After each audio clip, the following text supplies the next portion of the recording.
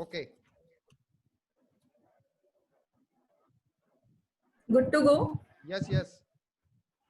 Okay. Good evening, everyone. This is Ekta Modi, Chief Operating Officer from Parul Sevashram Hospital, Parul Institute of Medical Science and Research. I welcome you all to this resourceful webinar on COVID pandemic, the way forward. I think it is the right time to choose between panic and preparation. So we have with us esteemed panelists who are masters in their own field. And I'll just introduce them briefly for the audience. We have Vikas Madam, Dr. Vikas, public health expert. Ma'am is Director, Urban Health and Climate Resilience Center of Excellence at Surat. Welcome, ma'am. We have Dr. Surabhi Madan, Infectious Disease Specialist, SIMS Hospital, Ahmedabad. I welcome you, ma'am. Dr. Gitika Madan Patel, Medical Director at Parul University and a public health expert. Welcome you, ma'am. We have Dr. Anant Marathe, Head our Microbiology Department, Parul Institute of Medical Sciences and Research. Welcome, sir. We have Dr. Kritagna Vaghela, Head Department of Psychiatry, Parul Institute of Medical Science and Research. Welcome you. And Dr. Sandeep Shah, Psychiatrist, Head Department of Psychiatry at GMERS, Kothri. I welcome you all to this resourceful webinar, and I think we'll be disseminating a lot of, solving a lot of myths, queries, and confusions regarding this COVID pandemic. A brief line of thing for the audience that we'll be having a 10-minute question and answer session at the end of the webinar, so you can drop your queries in the chat box. So I think let us now initiate the interaction with the panelists. So I hope you all are ready to solve your queries. I think we'll start with Vikas, madam. Madam, with the current number of cases in India and typically in Gujarat, do you think that the situation is actually worrisome? We should actually need to worry, and when can we expect the pandemic to get over? The numbers are increasing day by day, and is it something which can be predicted? Yes, ma'am. One is numbers in time frame, which decides whether we should worry or not. And we, in short period, maybe from 30th January onwards, we are getting escalation of numbers over a period of time. So it was slow to begin with, then it doubled, and now probably it is slowing down again. So a number in relation to time is worrisome. Any epidemic has to end, so it will end sometime, but when is difficult to predict. Another important thing is the nature of disease itself is worrisome. It's virus, it is a new virus, and I was taught once by the Professor Bradley at London School of Hygiene and Tropical Medicine that new organism is always mischievous like a child. So this is a mischievous virus, and we all need to get adjusted to it and learn about it till it grows up and matures enough. There are a range of sources of infection, starting from asymptomatic to the severe forms, and there is a high risk of infection, contracting infection amongst health workers. That is again a worrisome scenario. Another thing is this anxiety and uncertainty, which is there everywhere. It started with developed countries, and where we could see with the all help which is available now, audiovisual, that they are struggling. So if they are struggling, people are worried what will be our struggle in time to come. It is also a fact that it started in our country also from the area, urban area first, and second area which is of the people who can afford so many things, including sanitation and isolation and so many things. But gradually, unfortunately, it has reached to the area where they don't have access to all this facilities, even overcrowding is there, and water shortage is there. So that's where we have a challenge. We also have a challenge because of increasing temperature. People were hopeful that with increasing temperature, the problem will be solved or the virus will be defunct. Uh, but two are now acting together, the extreme temperature and virus. And that is also a matter of worry because we need to manage both together. And then to use PEP in this temperature by health staff itself is a challenge. To control people on roads with this is also a challenge.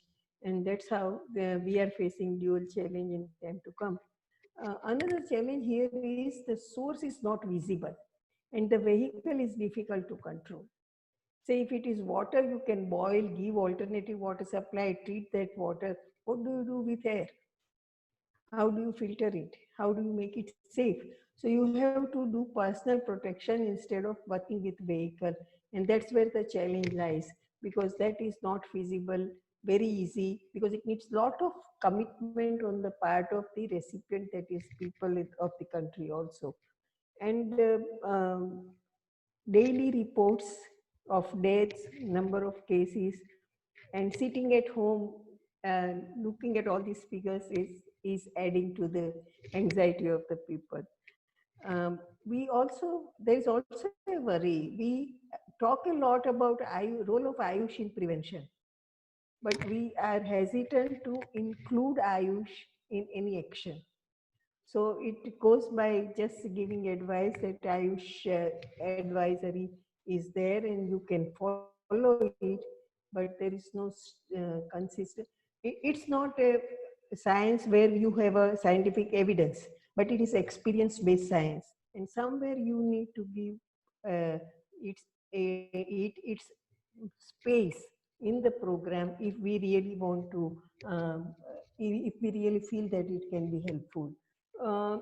It cannot be predicted, but now with the lockdown getting over in near future, we need to be very watchful and we need to be well planned to deal with what is going to happen in time to come. I think Madam has summed up about this mischievous virus very well. And the name itself, it's very correct. Like, it's mischievous. No one is able to predict what will happen next. I think we can also have views on same question by Dr. Gitika. Ma'am, please. Yeah, good evening, everybody. So as Madam said that, yes, situation is definitely worrisome. We have already crossed 20,000 cases. So irrespective of the number of cases, the situation is a bit worrisome because of certain things, as Madam elaborated, the universality of the virus, the contagiousness of the virus, the inability to still have a vaccine and a treatment in hand. So these are certain things which are worrisome about it. And about the pandemic getting over, there are certain debates which are going on that when will the pandemic get over? When is the ending phase going to begin? So according to the sources, currently our country is in early acceleration phase and the rise has begun for the number of cases. So if the current phase goes on, the data and the sources say that the ending phase shall begin somewhere around mid of June. But that again depends upon several things, which includes arising and emerging hotspots in coming time. The more the number of hotspots emerge, the difficult it is going to be. The period when the lockdown is actually being lifted, partially lifted, and then totally lifted. So these are the things on which much is going to depend about the ending of the pandemic. But there is something which we all need to understand very clearly, that every epidemic and every pandemic will take a certain course. There is a natural course which is taken by every endemic. And to finally get over the pandemic, the only solution is developing immunity against it. Now, how do we develop the immunity? The immunity can be developed by two ways. First one is vaccination, which is very clear. And the second one is by recovering from infection. So these are the two ways in which we can develop immunity against the virus. And that is when we can get over and we can start in the ending phase of the pandemic. Now, vaccination seems a bit distant to us from for at least 6 to 8 months in coming time. But getting recovery from the infection is something which starts as soon as the endemic starts. Now, the next question which comes to mind is that how many people need to suffer from the infection for the entire population to get immune to it? So that depends upon every different virus. Every virus, every microorganism needs to infect different size of population to make the entire population immune. And there is a mechanism which is known as herd immunity, in which when a certain population gets immune to a particular virus or infection, the rest of the population, which has still not suffered from the infection, indirectly gets an immunity to the virus. That is known as herd immunity. So basically for COVID-19, for this coronavirus, it is estimated that approximately 50 to 60% of the population will need to some way suffer from the infection to develop a herd immunity in the entire population. And that is when we can say that the pandemic will enter into the ending phase. Now, a positive point which I'll say about this is that out of these 50-60% of the people who need to suffer from the infection to develop an immunity in the entire population, only 20%, 15 to 20% are going to be there, which will need hospitalization, which will need some symptomatic care. Around 75 to 80% of the people are just like that going to recover from the infection because of the data we have. Most of the cases are asymptomatic or very mild infections. I think Dr. Surbhi will later throw a light on these facts also. So we have to understand that the virus and the pandemic will take a natural course, and a certain amount of people, which is 50 to 60% of the population, will have to suffer from the infection in some or the other form to develop an immunity in the entire population. And that is when we will be able to enter into the ending phase.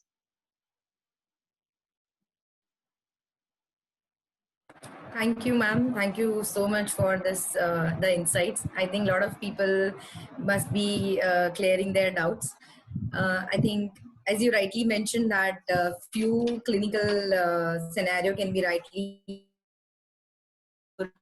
My next be to Dr. Surbhi.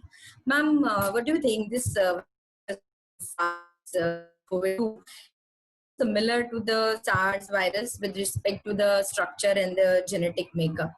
Then what could be the reason we're not able to control it as we could have controlled the SARS?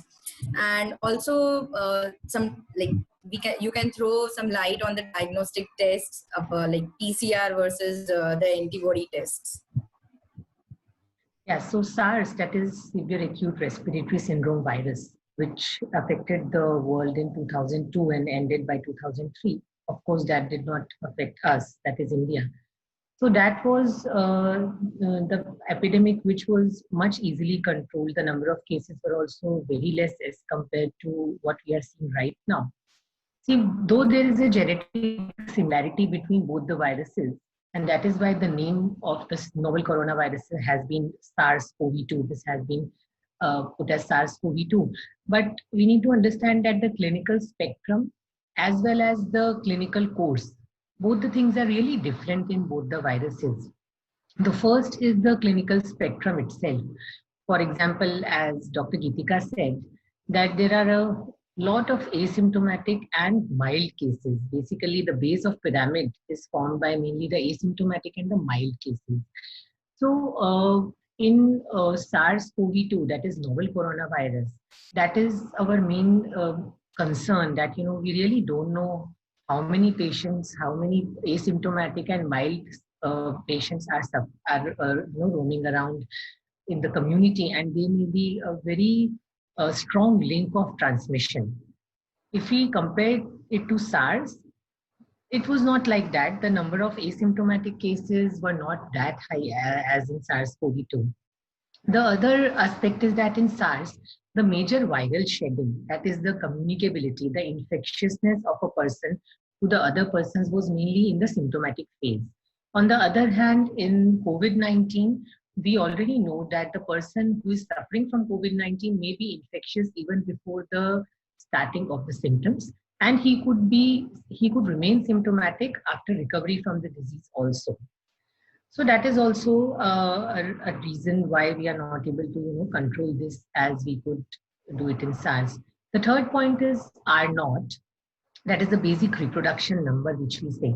The R naught for SARS-CoV-2, it's around 2 to 3, which is a little higher as compared to SARS. So what do we mean by R naught is the number of people which a single patient can infect in a community which is susceptible to the virus. So whenever we are facing a pandemic, our main aim is to decrease this R naught value. And once we reach the R naught of 1, that means the pandemic will come to a plateau, and less than 1 would mean that the pandemic will start ending. So this R naught value, that is the persons which are infected by a single person, is more as compared to SARS. The fourth thing is that in SARS, we saw that the major community which was getting infected and affected were the healthcare workers. So a lot of transmission happened in the hospital setups and institutes. On the other hand, in COVID-19, what we are seeing is it's mainly the community which is affected.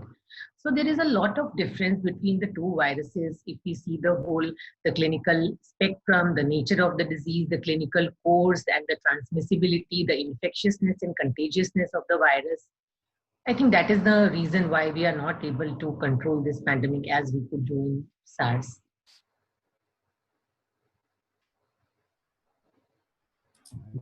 Very thoughtful information, madam. I think clinicians who will be viewing this webinar will be getting their answers. Vikas, madam, my next question will be to you. Is this disease worth a massive response in the country like India, where there are a lot of uncountable infectious disease claiming the lives? So I think... Let me first say, we don't have uncountable infectious disease. We have now uncountable non-communicable diseases also, and we have uncountable impact of the climate change also. So we are missed so many things, and that's why, but when the acute emergency comes, it becomes a priority. And that's why it is worth acting on this and looking at the experience, disease experience of other, where it started earlier. We need to be conscious and careful. We are talking about vaccine, but my understanding is vaccine will take long time, and maybe as virus changes its nature over a period of time, by the time vaccine comes, I don't know whether it will be useful for us or not. Flu vaccine is one of the example, but let us hope that it continues. We also keep in mind that we have malnourished population, anemic population, and they may behave differently, and that's why we need more protection. As it started in urban area and urban poor area, there are challenges there to manage the cases and to explore the cases, and that's why also we were in need of such massive response. And hopefully this massive response match with the efforts which we already had initiated in terms of the enhancing our health services, quality of health services also, and then the public health management cadre also, decentralization of the program planning also. All this will be strengthened by this type of massive action, as hopefully, as I believe. We have to go miles. We have miles to go. Epidemics are unpredictable, more true with viral epidemics, and we are facing more and more viral challenges nowadays. We had experience of Wuhan, USA, Italy, Europe, and our experience may be different than them. Epidemics are emergencies and need priority, and that's why this is prioritized. And why only infectious diseases? We have to worry about all other health challenges which we are facing. And we have to keep in mind that if we can pass through this phase successfully, maybe in coming time we will be able to strengthen our services again. Thank you, ma'am. Thank you for your insights. Geetika, ma'am, I think dealing with the hospital setup, what do you think? What will be the most important things to keep in the mind to control this situation once this lockdown is completely lifted? At present, we don't know whether the lockdown will be lifted or not, but to be prepared, like hospitals are said, like we have to be prepared for the epidemics, for the pandemics, everything. So, what could Yeah, be? so I think it's a most important concern at the moment for everybody, that what is going to happen after the lockdown is lifted. So I think there are certain important things which we need to be cautious about when the lockdown is lifted. Some of the important things will be that we need to still maintain certain social distancing things if the lockdown is completely lifted. Exit strategy and a phase-wise lifting of lockdown will be extremely important, and practicing social distancing measures like avoiding mass gatherings, be it social events, be it religious gathering, be it traveling in crowded buses and trains. These things will have to happen in a very phase-wise manner. So social distancing will be extremely important to flatten the curve and delay the number of cases. To avoid the overburdening of the healthcare organizations will be very important. The second thing I'll say, which will be very important, is avoiding the mixing of people at all places, be it healthcare organization or at different workplaces which are going to start functioning after the lockdown opens. For example, if I talk about any hospital or a healthcare organization, zoning will be extremely important to avoid mixing of suspects, mixing of positive patients, and the people who are there for consultation of other illnesses. So that zoning, setting up of exclusive facilities for COVID patients will be very, very important, because that way we will be able to lessen the burden on the healthcare organizations and protect our healthcare workers as well as doctors, which is going to be very useful in coming times, as the pandemic is not going to last not going to end up very soon from now. The third important thing, I guess, will be protecting our elderly population of the society, because we know for COVID-19 specifically, they are the most vulnerable, and protecting the people with comorbid illnesses. Even if the lockdown opens, probably we'll have to keep these people still in a lockdown mode to reduce the severity of the infections and to prevent mortality, which is occurring from the infection. So even if the lockdown opens, elderly and people with comorbid illnesses will have to keep themselves in the lockdown as a self-precautionary measure. And the last, I guess, but not the least, a certain basic sense of responsiveness amongst everybody will be very, very important. Be it about unnecessary not moving out at places, be it about self-precautionary measures like protecting the places from where the virus enters the body. It's very important to just like that not panic about things.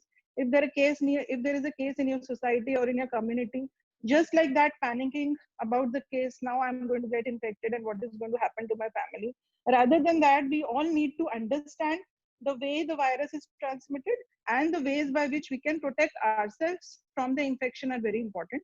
We need to protect ourselves by the ways in forms of, for example, we can protect the places from where the virus enters the body, which is through the mouth, through the nose, through the eyes and the ears. So it is extremely important to practice some very simple measures like wearing masks, wearing glasses, wearing masks, wearing caps, and properly maintaining social distancing measures. So basic social responsiveness amongst everybody will also be very important for avoiding unnecessary increase in the number of cases after the lockdown is lifted. I would like to add a little bit here. We are talking about senior citizens who are vulnerable, but there is also a segment which has a condition which can be comorbidity for the and can increase the risk.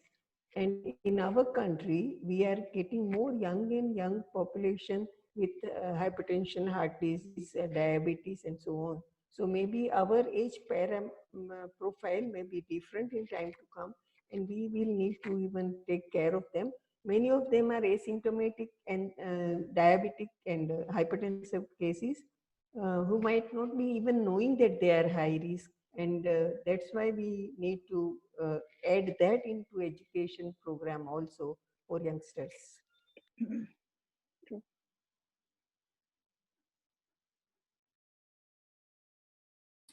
Thank you, ma'am, for your inputs.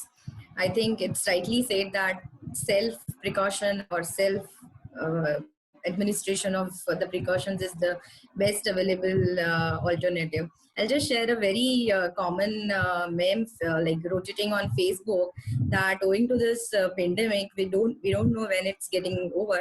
So I think your nose and mouth will be now declared as private organs. You should cover them before going out. I think that would be the one of the strong messages. Sandeep sir, I would like to take your views.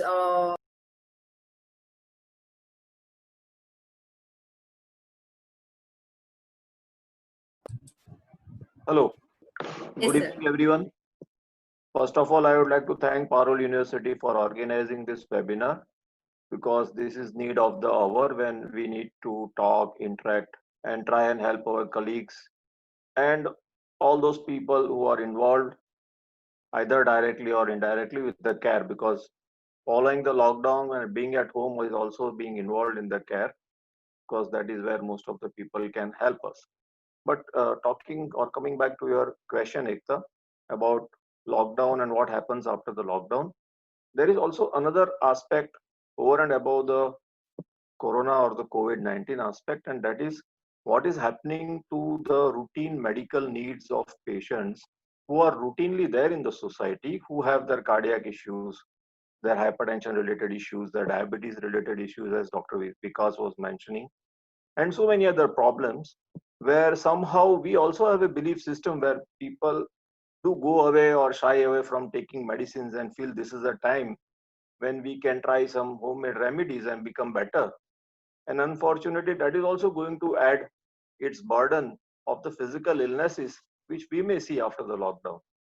And by mentioning this, I would also like to say that we will need clean hospitals which can handle these patients, which we are going to see after the lockdown, because we are going to be overburdened or overcrowded with all those patients who have not come during this period for the regular follow-ups.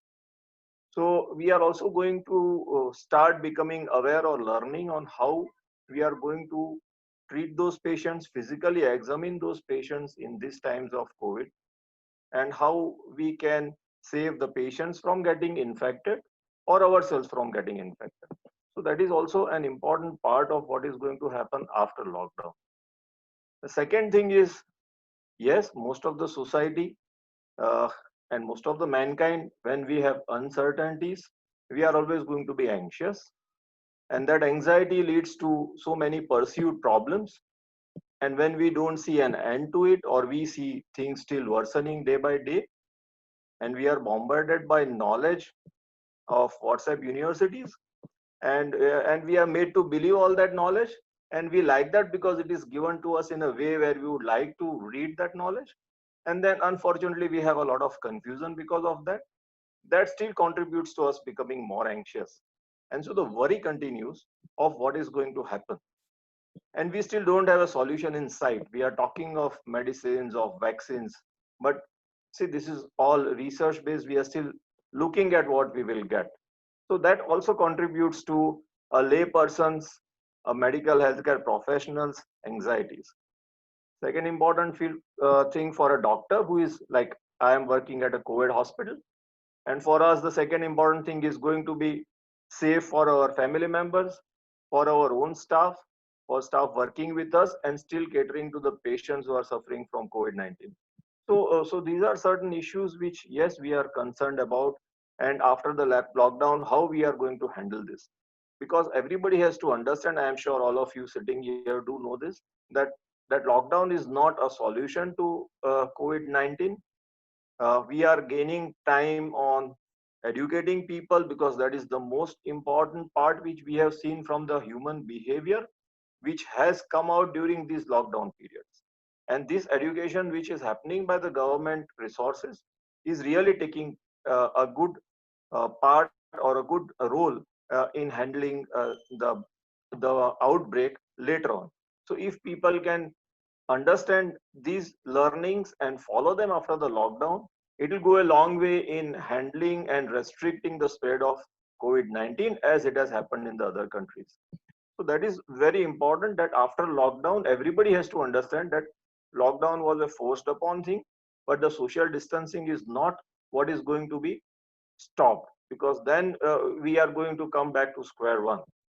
And I myself like to use the term physical distancing than social distancing, because social distancing increases anxiety, but we are concerned about the physical distance. At present, we are told of 3 to 4 feet or 1 meter distance.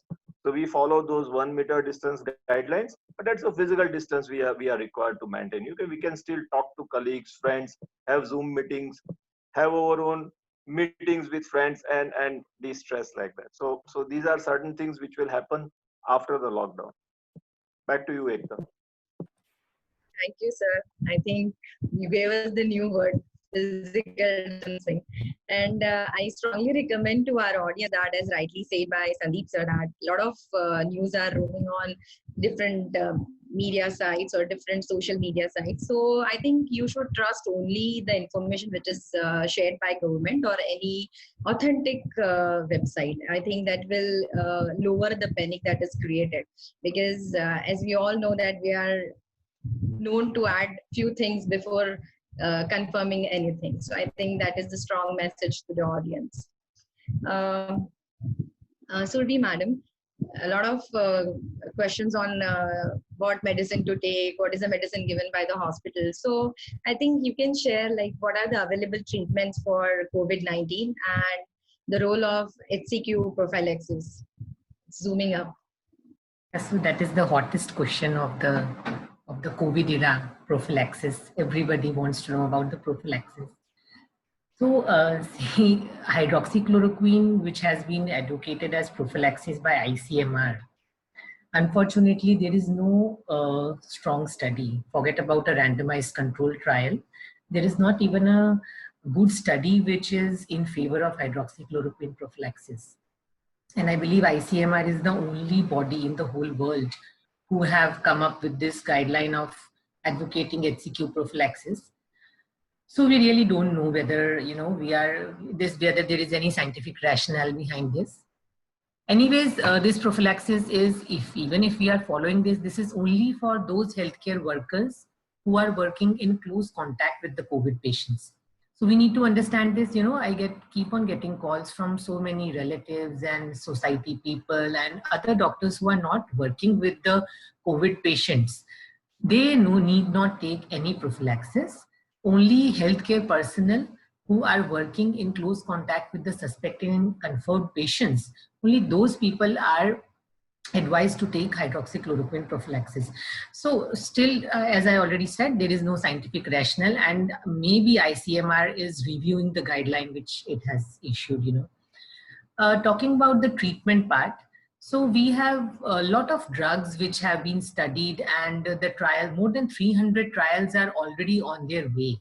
So many trials have already started recruiting patients, and good trials like Solidarity trials and all from WHO, they are on their way. So hydroxychloroquine, azithromycin combination. These are the two treatment modalities which came up in the earlier studies from China. There were some small studies and there were some big randomized trials also, but the problems associated with both these, both these studies were that there was, in one, there was no randomization. The other was very, very, very small follow-up, just a 6-day period follow-up. And the biggest problem was that the primary outcome which they chose was viral clearance. Now, it was not a clinical outcome which was studied. So we really don't know whether there was any major difference regarding to the clinical outcome in the groups which were treated with hydroxychloroquine or the combination of HCQ and azithromycin versus the group which was not treated. And afterwards, recently 1 or 2 studies have come up which have got a good number of patients, around 150 patients and 180 in the other, where they have not found any difference between the two groups. So again, till we have data from a randomized trial, it is not possible to say, and there are a lot of reports which are coming up that this combination or solo HCQ doesn't seem to be working, at least in severe patient. Again, all these studies have not taken severe cases and critical patients, and mild and moderate cases, they just get treated on their own also. So we really don't know whether there is any role of HCQ and azithromycin. The other drug which we are talking about is remdesivir. That seems to be a good drug. That is an antiviral, and it has been found to have good results in patients who are severe, but it is not available out of the trials. And of course, in India, it is not available. And if we really want to get it, we'll have to get our patients enrolled in the trials and all. Then there we are talking about tocilizumab, which is an IL-6 inhibitor. Again, the role of tocilizumab is only in those patients who have got very IL-6 levels, those who are in ICU, very, very sick patient. This drug also seems to be a little promising as per the studies which have come till now. And then we are talking about the plasma exchange. That is infusing the plasma of the patients who have recovered from COVID.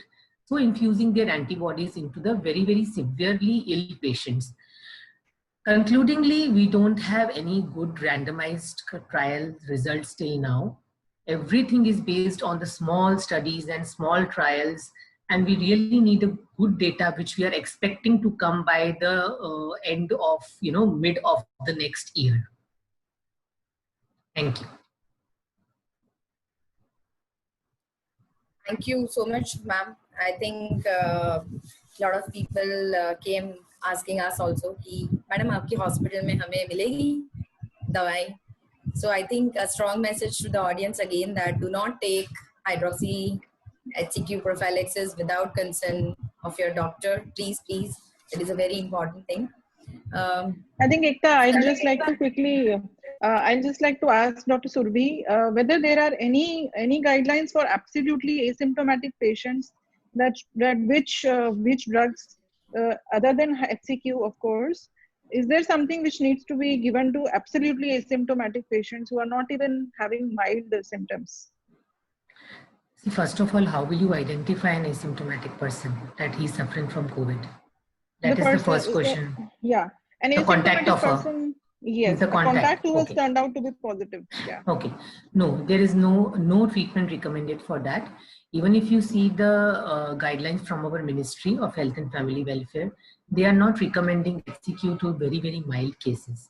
The guidelines have recommended HCQ and azithromycin combination only for severe cases. You may give it in moderate, but mild cases, as we know, as of now, they recover on their own. HCQ may not have any role there, and no guideline. Again, the guidelines, they are varying from country to country. They are varying from state to state. So I know of institutes who are giving hydroxychloroquine to everyone, to mild cases. But I really don't know whether giving HCQ to asymptomatic persons will be of any real help. Again, we need data on that. We need good data. There is no guideline as of now which recommends. Another thing which I would need to emphasize is, see, we are talking about hydroxychloroquine, azithromycin. When we talk of prophylaxis to all the healthcare workers, then we are talking about numbers which may be in thousands. And if we get an increase in the number of cases of COVID, we may have lakhs of healthcare workers involved. So giving these two drugs, where we already know that there may be problems associated with QT prolongation, potassium issues, and there may be healthcare workers who already have some comorbidities, who have some cardiac issues. So it is not possible to monitor such a huge population of healthcare workers, regular ECGs, regular monitoring of QTCs, regular checking of potassium.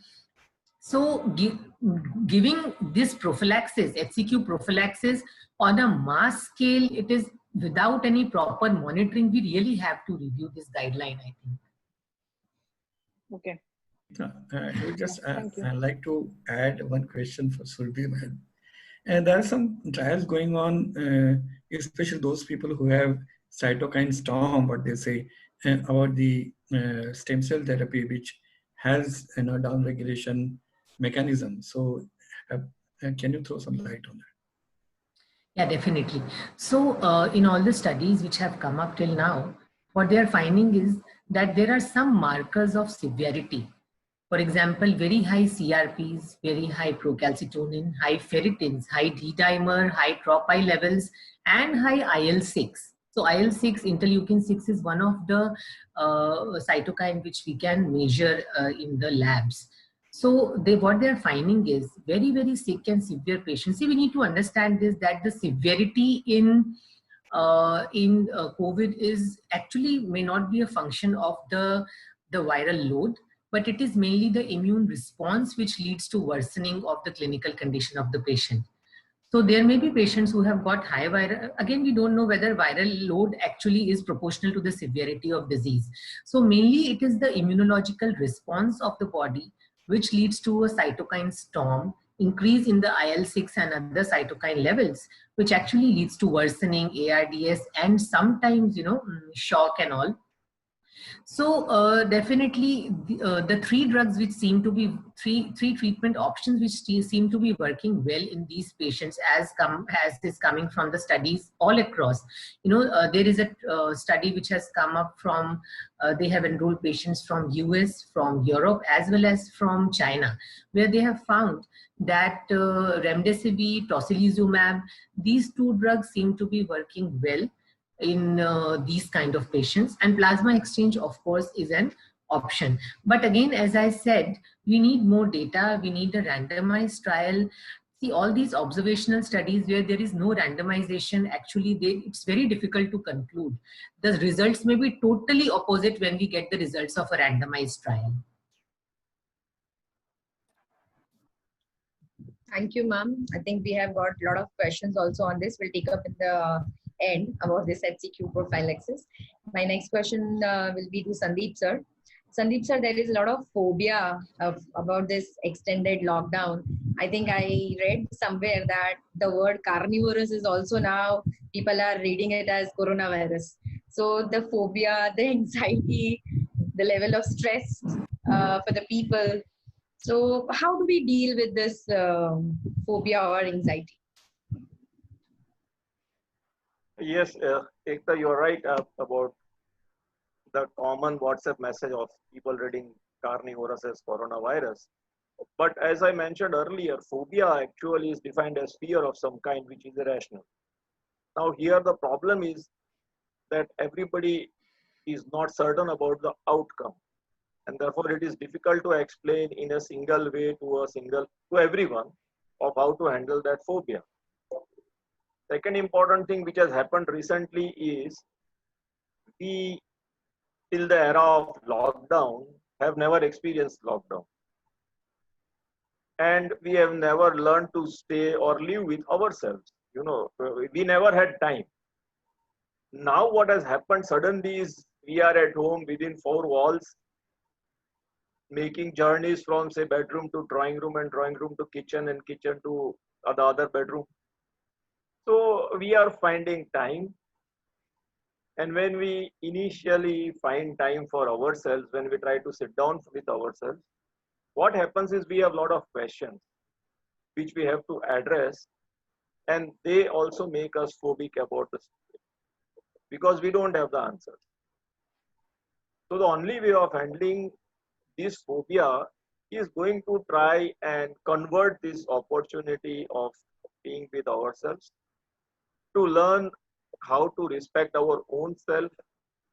We are blessed with our own inheritance of such a rich spiritual heritage, which somehow we have lost in between somewhere. So if we can learn from those scriptures, if we can just learn simple things of staying with ourselves and becoming relaxed because of that, we will definitely be easily able to handle phobia. So simple things like getting involved in day-to-day activities. Actually speaking, this is like living with like the hermits. Earlier, we used to go to the ashramas and learn to stay like this, where we used to do our own work, cook for ourselves, do our own utensils, wash our own clothes, make our own bed, and stay with everyone, help each other. Now, this is what is being done today by everyone. Maybe everyone may not accept about certain things, but most of us are involved into day-to-day activities of our own house. And if we can find solace in that, if we can accept it and see that, our needs, our necessities for living are very different than what is anticipated, for which we are running around. So to come to terms and understand this, we have to start enjoying what we do for ourselves. And this enjoyment can come from continuing our day-to-day activities from home. And yes, webinars are providing a way of keeping yourself engaged and also keeping yourself updated. But we should be aware of not, having bombarded by webinars. But we should keep cool, have 1 or 2 webinars in a day, and then yes, continuously work with what we should do in the home. So if we start enjoying that work, nothing like it. Secondly, yes, physical fitness is also very important, and we should do our physical workouts at home. If you see YouTube, if you see WhatsApp, if you see, any other social media, they are now flooded with workout at home videos. There are so many people available to teach you workout at homes. So if you can follow those simple steps at home, they are very, very easily doable.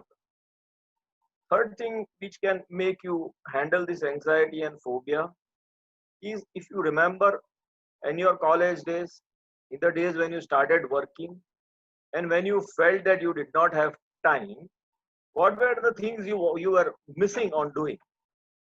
Sitting at home, there will be so many things which you can do now because you have that time, and fulfill your hobbies which are possible to be done from home. We all want to remember that yes, we want to stay within the house at home, so that there is no exposure and we keep ourselves safe, and that is how we are going to fight this issue. That is our contribution, rather than everyone becoming a warrior and trying to go out and fight the battle. This is a different battle where everybody can help by staying inside and enjoying that staying inside the house. So I mean, it is going to be a life lesson for everyone post corona era, the era which we are going to live into, because none of us has seen a lockdown like this. Nobody has ever had such lockdowns.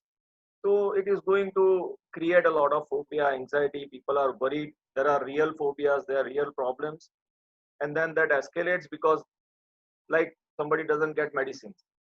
And now I will procure that medication.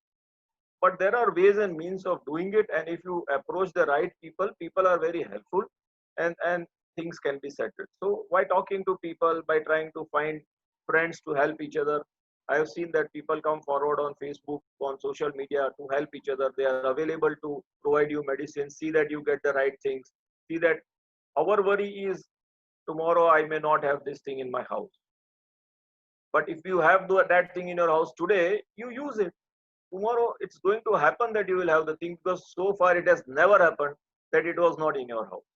So that is how you have to talk with yourself, be with yourself, and start enjoying this situation so that the phobia and anxiety can be taken care of. Over to you, Ekta. I would like to ask a question here. We talked about ourselves, having house, having things, only little bit compromise with the things if we don't have. But there is a large section outside us which doesn't have even things today. And they don't have even a scope of social distancing or physical distancing. And what about them? They also suffer from anxiety. They also suffer from uncertainty. They have not experienced lockout before. And that is a sizable number which leads to social disturbance also, and the disturbance in the city also, and maybe in rural area also. So how do we deal with them?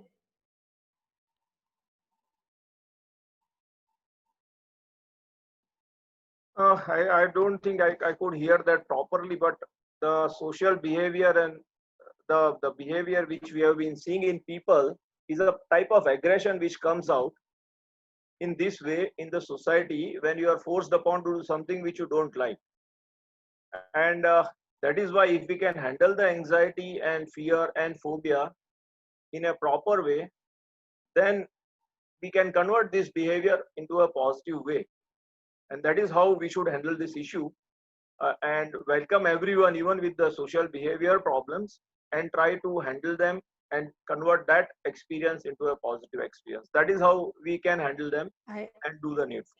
I agree to that, but my question was for those who cannot have, who don't have things today also, who don't have any scope of social distancing or physical distancing because of their environment, physical environment, who don't have enough water to wash their hands frequently. And there is a lot of uncertainty what they will suffer from and who will help them. It's more true for urban area, for migrants than the rural area. So how do we deal with them? Because they also suffer from anxiety, stress, and other problems. So, madam, here again, I agree to your question that more than 50%, more population than less is having the problem which you have addressed or which you have questioned about. And we cannot generate, we don't have those resources that tomorrow everybody will be able to have those things where social distancing is possible. But while this webinar was on, I saw a very beautiful photo of a mother and a toddler being carried in her arms, and both of them were wearing a mask. So even if social distancing, like I told, physical distancing is not possible, but very recently I have been seeing this literature about mask and how it is going to help us. So even if everyone starts wearing a mask, it is going to take care of a lot of issue because the throat becomes very less. Similarly, sanitizers. Nowadays, we have started seeing people providing sanitizers to everyone, even sitting on road. So we have in Baroda, we have been seeing agencies where they are going around on road and providing them with mask and sanitizer. So we want more and more people to come out and do this. If that is possible, then only in these crowded places, we will be able to handle social distance. And their anxiety is true because they feel that it is not possible for us to do it. But only if these things are provided to them or they are taught to do it, because there are people who have started manufacturing it in similar situations. So if they are taught to do it, and they can make an opportunity out of it, but distribute it to people. So if we can start taking care of people like this, it is going to help this. Yes, thank you, sir. I think right channel and proper communication is the key. Even we who see, as Vikas ma'am said, those who are not able to understand about social distancing and all, we as a citizens should play our role and pass the right information. Pratagna sir, I'd like to take your views also on this phobia and anxiety and fear from lockdown and this COVID.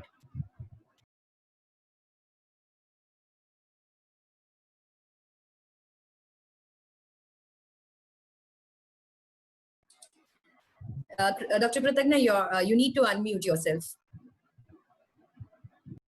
Good evening, everyone. This is basically unprecedented time we are facing. I think the greatest stress which are facing right now in our recent human time. Most of the people have a concern, worry, or anxiety, and stress, which we are talking about the coronavirus. Whether this basically the coronavirus is going to stay for a very long time, as Gitika madam has said. We don't know that it may be in a June or maybe next 3-4 more months, right? And then lockdown period are going to remain this way. So as a psychiatrist, we used to come across that some stress is there. Our human reaction is like it is a fight or a flight. In that case, this is unprecedented thing. We can't observe things. So our system, is parasympathetic activity has been overstimulated, which is basically overcome by the sympathetic overactivity. That suggests our blood pressure is rising, our glucose is rising. Vikas madam has rightly said about that most of the patients' blood pressures are rising. That is all because of stress. And this stress or anxiety part is going to remain for next maybe 3 months more.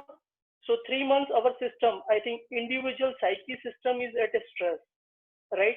So as a psychiatrist, we understand that human mind is trying to cope with any stress. And there are the coping mechanisms for every individual. It is individually vary. So that coping mechanism may be adaptive one, maladaptive one. In our case of a corona, it is an active coping, which is going to last for 3 months or 6 months. If any stress which is going to last for this much period of time, it is going to generate so much anxiety. It has been proven that if we see the previous data, like a terrorist attack or something, the anxiety episodes or anxiety illness is going to come in a gradual period of time, but the number of illnesses are going to be maybe around 20% people. 1 out of 5 people may be suffering some sort of anxiety. So this is the background about this. I do understand that we need to have some special importance to the child, because these people are in a kitch case situation. They are not going to school, they don't have a friend, they don't able to talk, they don't have some Zoom or something like that. So we need to special child or some sort of a education should be given by every parents or a family too. Second foremost, Madam has said, Gitika Madam said, elderly people, because they need to remain a lockdown. If they are already somewhat a sort of a loneliness are very common in elderly people. Secondly, underlying some medical conditions are very common with elderly people. And third point is that they are going to feel that the coronavirus is going to hit them very badly, and they have to take care of themselves very highly. So anxiety levels are very high. So these are the special need of population where one has to see, okay, every parent has to, every adult has to talk to their parents, give them time, just try to work out. And third thing and fourth most thing, that 72 participants are there we are, and I'm going to explain you that what we can talk to ourselves to come out of this phobia or anxiety situation, which is constantly arising out of this. First and foremost, we are already on an extended lockdown, right? So this is the endemic or this pandemic which is going to have, it's going to end. It has been already over in the Wuhan. So we can tell ourselves, okay, this is going to go down, right? It's not going to remain permanent, maybe 2 months or 3 months, which we can keep on fighting with this. Second thing which we can tell that,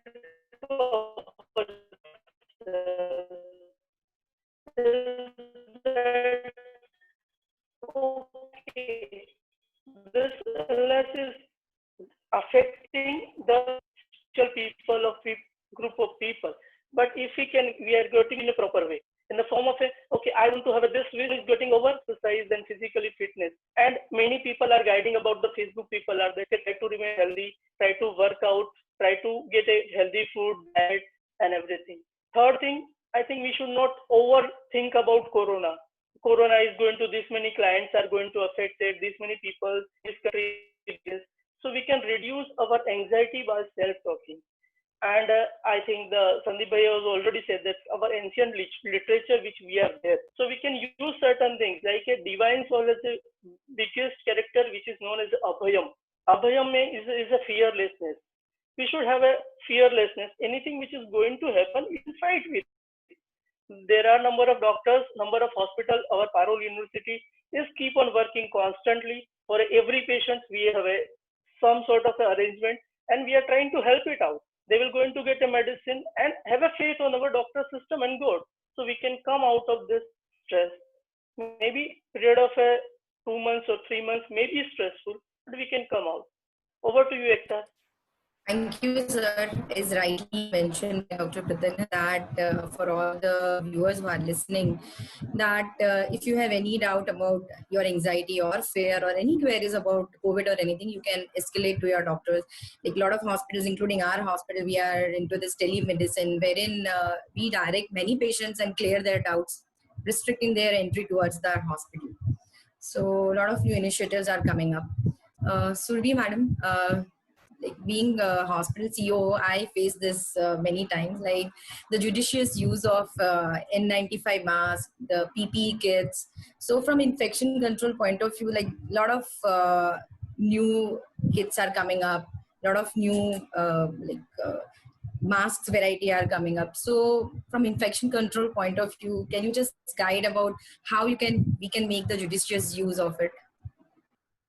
Yeah, so we all know that protection of the healthcare workers in this pandemic is of utmost importance. So we really need to, an institute or a hospital really need to invest properly into the PPEs for the healthcare workers. That is most important if we really want to get out of this smoothly.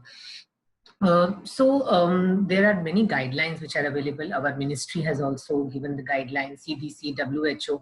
But what I feel for last 1.5 months, we have been, making lot of policies, sitting in the meeting rooms in the hospital, mainly about the infection control part. So what I learned from all this is that, every hospital and every institute has customize the policy according to their own need, according to their own economic dynamics, and according to their own setup.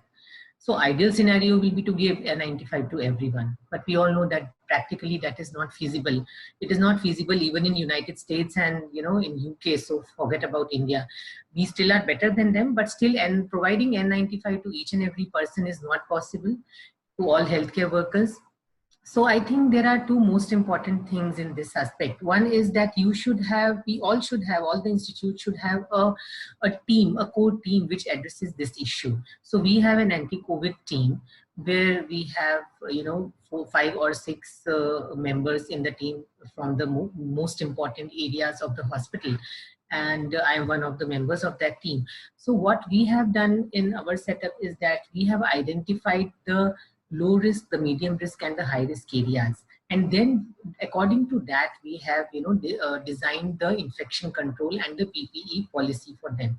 For example, we have the highest risk areas which are there in our hospital is first the flu corner, which is the first point of entry, where after the screening from the security, all the people who have got any symptoms which are included in the checklist, like fever, respiratory symptoms, or abdominal pain, or other symptoms which could suggest anyway COVID, they go to the flu corner. So there we have provided level 3 protection to the medical officers and the nursing staff and the attendant. By level 3, I really mean a full, gown, over that a white overall, an N95 mask, double layered gloves, a cap, a hood, a goggles, a shoe cover. So another high risk area of the hospital is the isolation ward, where these suspects or confirmed patients are admitted. And third is the emergency room, where again all the doctors and all the staff need not be given level 3 protection, but you have to identify one doctor and one staff and one attendant who will be given level 3 protection if they who attend for the first time to any suspect or any patient who comes, any suspect patients when he comes to ER. Then we have a medium risk area. So after flu corner, our second level of security before the patient gets into the hospital is the fever and respiratory OPD, where I sit. So there we have level 2 protection. We don't wear the hood and we don't wear the white overall, but we wear the simple cloth gown and an N95 mask and a pair of gloves. And then we have a very low risk area, all the other OPDs who do not see these kind of patients, and in the wards which are not admitting respiratory patients.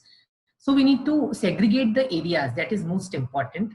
And accordingly, we need to assign the PPEs.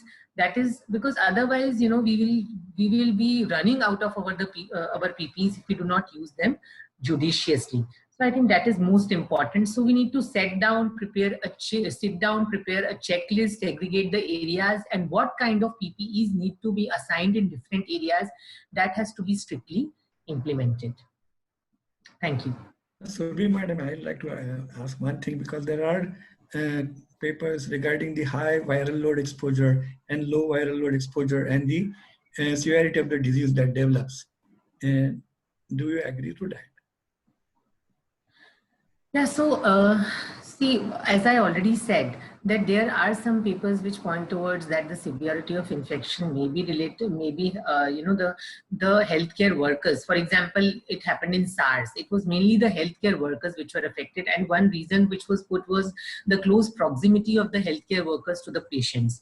So there may be a role of viral load, but again, there are no strong studies which say that the severity of the disease is directly proportional to the viral load.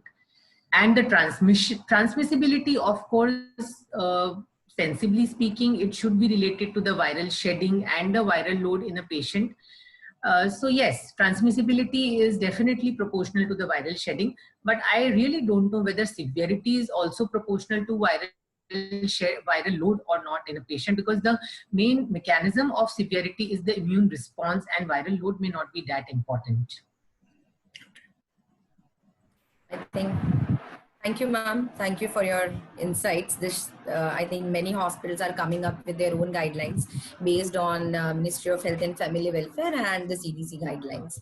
So my next question is to Vikas, madam. Madam, due to this extended lockdown, a lot of elective surgeries, the medical screenings and everything have come to an end. Only the emergency services are on. So will this actually lead to worsening of persons suffering from chronic diseases, or maybe overburdening to the hospitals once the lockdown is lifted up?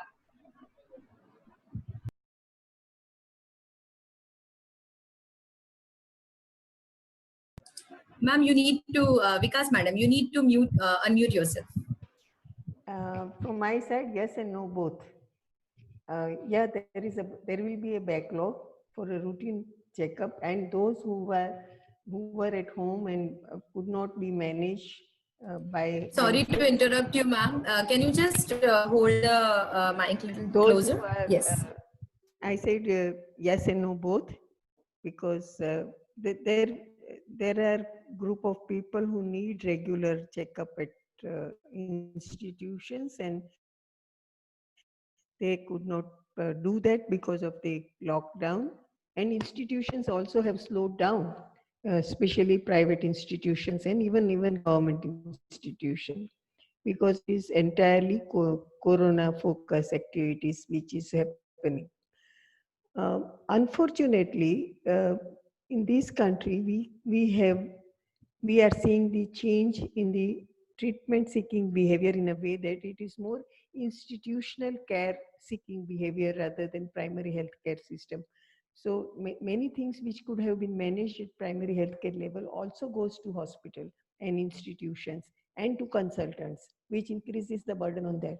So maybe it's time now to revive the system whereby primary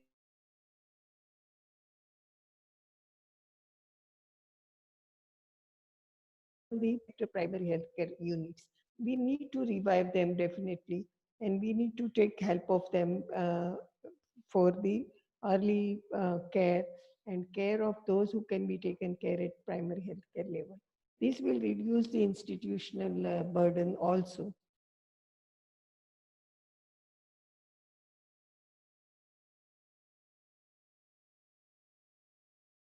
Cases increase.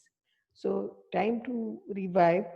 Uh, I would also like to say this may probably improve the healthcare services also, because the facilities have improved, increased, and even the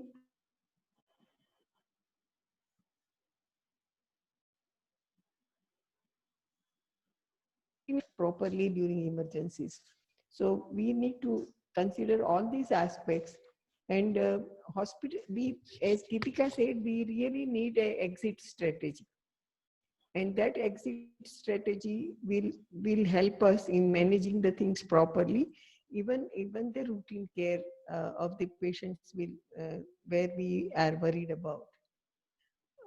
One thing which again we could not do in all these 50, 60 years in this country is empowering the patients to and their families to take care of chronic illnesses.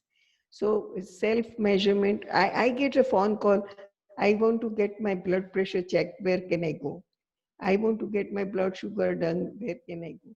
Now, these are some of the things which patient could have done it themselves if we would have empowered them to monitor themselves and then take advice of doctor on phone or telemedicine and so on. So now again, it's a learning that we get increasing number of cases of chronic illnesses, and we will need to build up this system. And only slogans and only advice flowing through various media will not empower the patient to take care of themselves. We will need to build up a system to do that.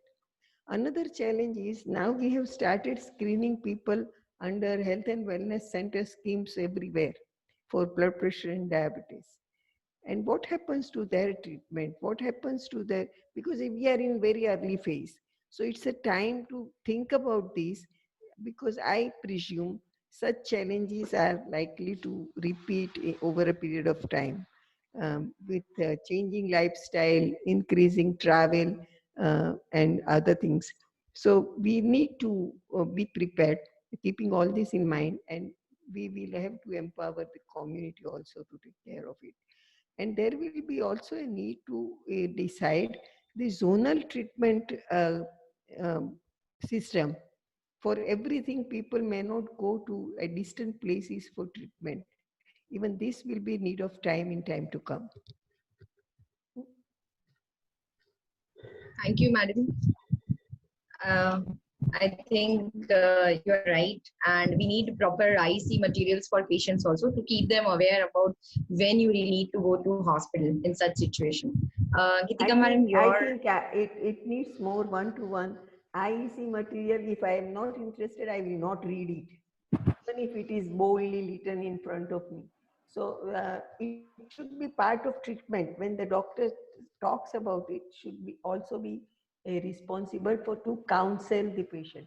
Counseling is not the job of only counselors. Everyone in system is a counselor. I agree, ma'am. The human touch is missing in this. Gitika ma'am, I would like to take your views on the same. Yeah, I think Ekta, we are running short of time. We need to take questions. So I'll quickly give my view on this. Yes, definitely the suspension of routine medical services has led to certain problems and some concerns, but we need to weigh against if it would not have been done. So suspension of routine medical services was very, very important for preparedness of the hospital, for preparedness of the government to set up certain facilities, to set up some isolation wards in the routine hospitals also, because as I told earlier, it is extremely important to avoid mixing of people at this stage. Yes, definitely the chronic disease sufferers have been facing problems because they have not been able to come to the hospitals for the routine checkups, for picking up their medicines. But yes, definitely the big hospitals and the tertiary care centers like ours have been functioning well with the essential services as well, which includes dialysis services which cannot be stopped, which includes chemotherapy services, the tuberculosis services, the obstetric and gynecology services. So basically, we have been able to take care of the essential as well as emergency services. It is only the routine OPD services which could have been delayed to a certain extent to buy time for the preparedness of this pandemic and to protect our doctors and healthcare workers for entering into a trouble if there would have been a sudden rush of patients into the hospitals. It would have been very difficult for the healthcare organizations as well as the government to handle the situation. So this suspension of routine services was a very wise decision. And if it would not have been done, then the situation would have been a bit difficult right now, because a lot of healthcare workers would already have been exposed to the patients. But yes, if the lockdown doesn't open and this routine services are not opened up soon, we could see a lot of complications in the chronic disease sufferers. So we are looking forward to gradually starting the OPD and routine medical services after some days from now. Thank you. Thank you, ma'am. I think a lot of questions are coming up in the chat panel. So I'll just take a quick question and the last question of this panel to Dr. Anand. Sir, we need to know about the diagnostic tests, the RT-PCR versus the antibody kit that is available, the pool of the sample, etc. Thank you, Ekta. I think this is the definitive precursor for all what we are talking about. The diagnosis is the mainstay, because with this unprecedented pandemic spread and no definite treatment available, I think diagnostic becomes the vital thing in all this scenario. Talking about the diagnosis, I really appreciate the development in my diagnostic microbiology in last couple of decades. It is phenomenal, and we now know the spread of the disease. Early diagnosis is going to help to minimize the spread. Although there are people talk about the false positive, false negative, with all tales that are there in the diagnostic microbiology, they will have their advantages and limitations. So there will be something which will be confusing or unambiguous or ambiguous. So talking about the diagnosis, the definitive diagnostic test is RT-PCR. Now here I would like to stress more on what is RT-PCR to those people who are not having microbiological background. The RT-PCR is real-time PCR, which is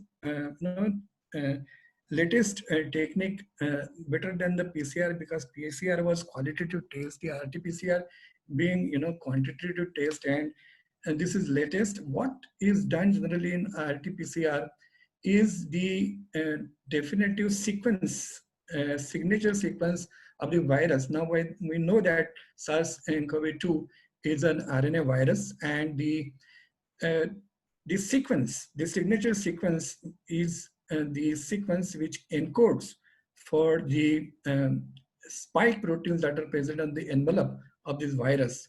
So that signature sequence is located, its primers are made, and that is then converted into DNA by using an enzyme known as reverse transcriptase. So RT-PCR also is reverse transcriptase. Whenever the RNA comes in the picture, this sequence, signature sequence, is converted to DNA, which is then amplified, and it is linked with the fluorescent dye. So we can do the real-time PCR in which we can understand how much RNA was present in the given sample. Now, this is a very, very technologically demanding test, and it needs a good infrastructure, state-of-the-art labs, and very expensive materials also, including the instrument itself. So now that with the madam's proactiveness, we are trying to establish the RT-PCR in our college, and now we'll come to know how tedious it is. It requires trained technicians. It requires trained molecular diagnostic scientists to see that there is definitive result that can be made available to the clinicians, because the RNA is a very fragile material, and it requires a specific temperature to maintain the RNA. So false negative or false positive may be dependent on how the sample was collected, how it was preserved, how it was transported. So there are so many lacuna where you have to monitor everything, and the ICMR is taking care of all these steps that are required in this. What sample is needed at what time? As Dr. Surbhi has been telling, we have some false case reports of false negative in a patient who has pneumonia and the RT-PCR is negative. So those patients who have developed pneumonia, especially in them, a nasopharyngeal swab may be negative, but the lower respiratory tract secretions would be a better sample. So what sample at what stage of the disease and to whom to be tested, these are all important topics that need attention of all these clinicians. So many of the people think that it's a simple test, like running a pregnancy test, put 2 drops of urine and you come to know whether it's positive or negative. And that is the way people think, but it's a very complex test, and so many stages are very important and they are taken care of, and we need, that's why the ICMR says that you need a national accreditation board certified lab. So we are going to have one. Most of the tests that are available are based on the amplification of the spike protein sequence. You can use 2 sequence also for a definitive diagnosis, but as you increase the sequence number, the test becomes very expensive. So today, now at present, currently, all the tests that are available, they detect only 1 signature sequence of the RNA. Talking about the antibody test, which is available, we have recently, found that the antibody test was not working properly, and we had to send the goods back. Antibody test is not going to be helpful in prevention of the disease, because antibody appearing in the blood takes almost a week or 10 days. So detection of antibodies is not going to help. It is going to help when we want to see, what is the seroconversion level in the population after a couple of months. There are some patients who are infected but don't develop antibodies at all. So these are some confusing scenarios in which antibody test is not going to be very helpful. Later on, at the end of the epidemic, when as Geetika madam said, 40-50% population gets infected and there is herd immunity. That time, these antibody tests would be, in my opinion, more helpful. And that is all. Over to you, Ekta. Thank you, sir. I think a lot of chat questions were related to this antibody test and the RT-PCR test. I think we are done with the questions, and a lot of chat questions are coming up. I'll just direct one question to each of the panelists. Surbhi madam, first question for you. Can a recovered case get reinfection, and if yes, when? And how do we control the asymptomatic carriers? I'm sorry, Ekta, you will have to repeat the question. Your video got interrupted. Okay, I'll just I repeat the question. Can a recovered case get a reinfection? If yes, when? And how we can control the asymptomatic carriers? So first question is regarding reinfection. See, first of all, we really don't know whether when a patient recovers from the illness, the antibodies which develop, they are protective antibodies or not. There may be some partial protection imparted by these antibodies, that is the neutralizing antibodies, but we really don't know what kind of antibodies are being produced after a person recovers. Definitely there would be some protection because we are using plasma of those patients as exchange, as a treatment for patients who are severely ill, COVID patients. So if we talk about reinfection, if the protection is not 100%, definitely there is a chance of reinfection. I can't tell you how much because there is no study to guide that, but definitely there would be some partial protection, as happens with all the viral illnesses. There should not be an exception. But reinfection, whether it can happen, how much time after it can happen, nobody has the answer to this question. So I can't tell you this. The second thing which you asked is regarding asymptomatic carriers. I think your question was how to deal with the asymptomatic carriers. Yes, how to deal with the asymptomatic carriers. So see, we come to know about the asymptomatic cases only when we test them as a part of our ICMR protocol, when they are the close contacts of a confirmed positive case. So all those asymptomatic carriers where we diagnose them, they have to undergo quarantine. That is not isolation, that is quarantine, because they are asymptomatic. So they have to go under quarantine for 14 days. That is for 100% sure.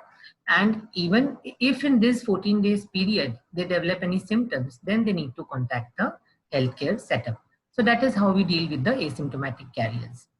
So this is the answer to both of your questions. I will like to add a little bit to Dr. Marathe's account. He gave a wonderful account of both the tests.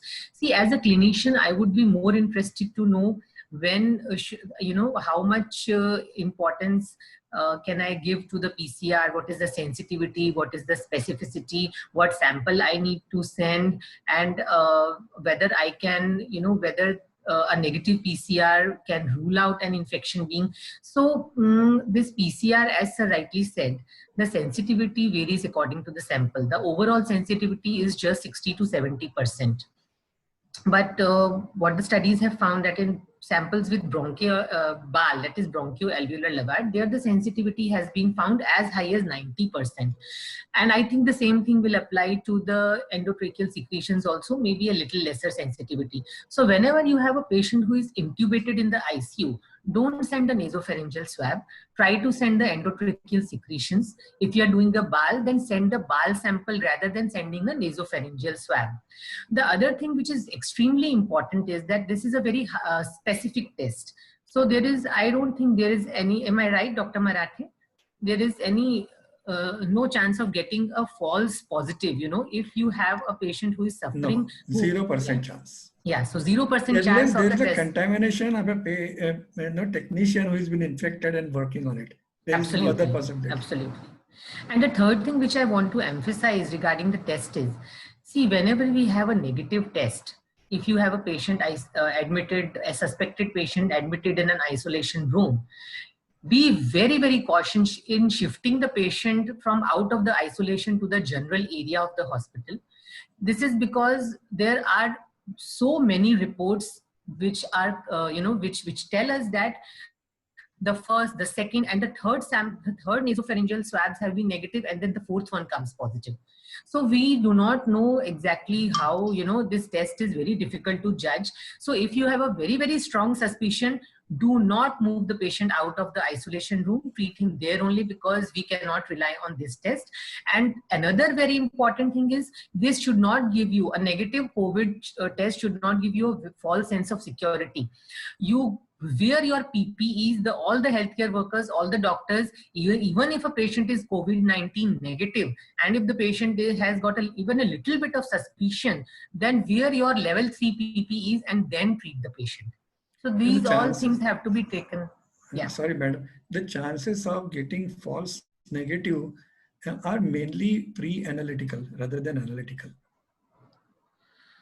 Sir, I don't know about all that stuff. That is too, but I'm so sorry. I'm so sorry to interrupt you all. We are running short of only 4 minutes. I'll take up the last question, which is to Geetika madam, that many of the Ayush medicine and prevention kits are being used in the hospital and other areas. So how to deal with them and how to procure them, that I'll answer, but what next? Yeah, so about the Ayush medicines, as I think Vikas madam highlighted. So basically these are experience-based drugs which boost your general immunity to overall respiratory and viral infections. So this being another respiratory infection caused by a virus, definitely the experience of the Ayush doctor says that immunity is going to get boosted.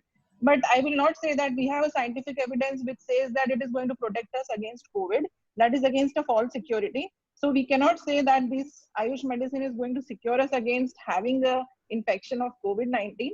But yes, Ayush medicines definitely have a role in boosting our general immunity towards respiratory infections, which also have some scientific evidences. I'll not say they don't have any scientific evidence, but not against COVID-19.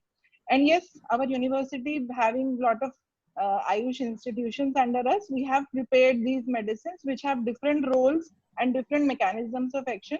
So the kits are very much available in our hospitals, and we are prophylactically giving it to the healthcare workers and to the people who are coming in contact with the patients. So it will generally help them to boost the immunity. Yes, even the government is, and the Ayush government is promoting the use for general boosting of immunity in the population.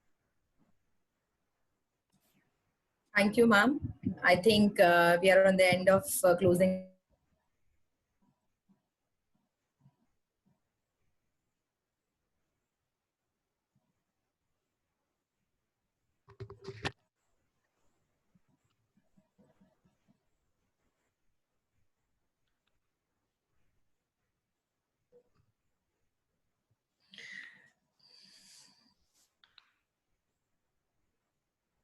I guess you are not very audible. Hello. Am I audible now? Am I audible now? Yes. I think the computer is also giving me a signal that you need to adhere to the timing. So I think thank you all, and thank you all the audience for joining us. And if you have any queries further on this, please drop us on our Facebook page, Parul Sevashram or Parul Medical Institute and Research, and we'll be happy to have you. Thank you so much. I'll end this. Thank you. Thank you so much. Thank you. Thank you.